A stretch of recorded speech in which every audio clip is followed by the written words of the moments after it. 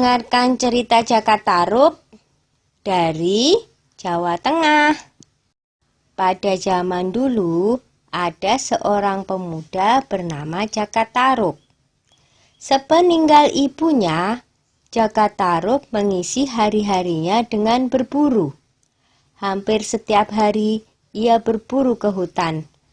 Hanya dengan berburulah Jakatarup bisa melupakan kesedihannya.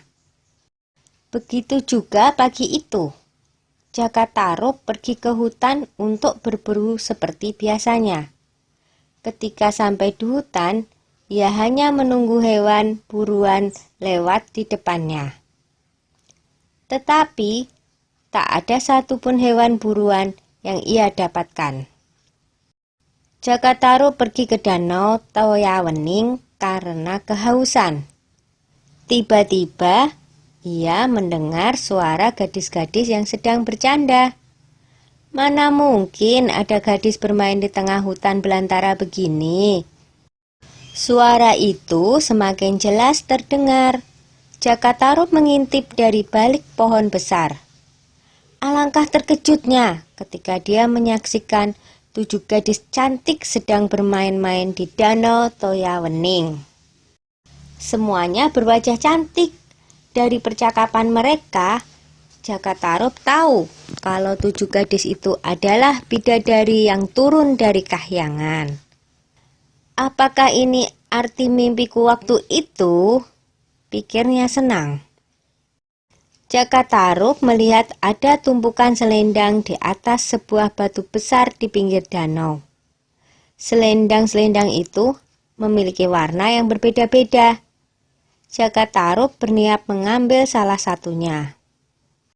Dengan hati-hati, Jakatarup berjalan menuju selendang-selendang itu. Jakatarup mengambil yang berwarna merah. Setelah berhasil, dia buru-buru menyelinap kembali ke tempat semula di balik semak-semak. Tiba-tiba terdengar aba-aba dari seorang bidadari. "Ayo kita pulang sekarang. Sebentar lagi hari akan gelap." "Iya, benar. Ayo kita segera pulang sebelum matahari terbenam," sahut yang lainnya. Dan akhirnya para bidadari itu keluar dari danau. "Di mana selendangku?" teriak salah satu bidadari. "Siapa yang mengambil selendangku?" "Di mana kau taruh selendangmu, Nawang Wulan?" tanya yang lain.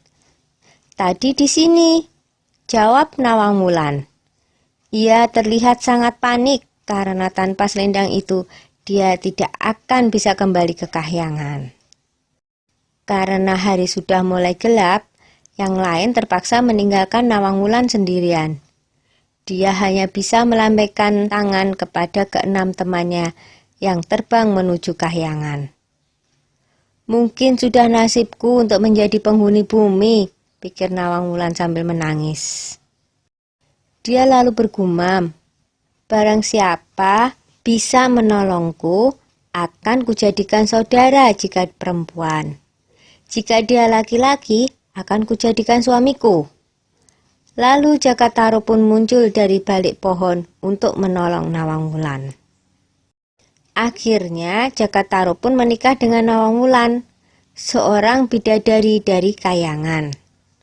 Mereka pun dikaruniai seorang putri yang sangat cantik yang diberi nama Nawangsih.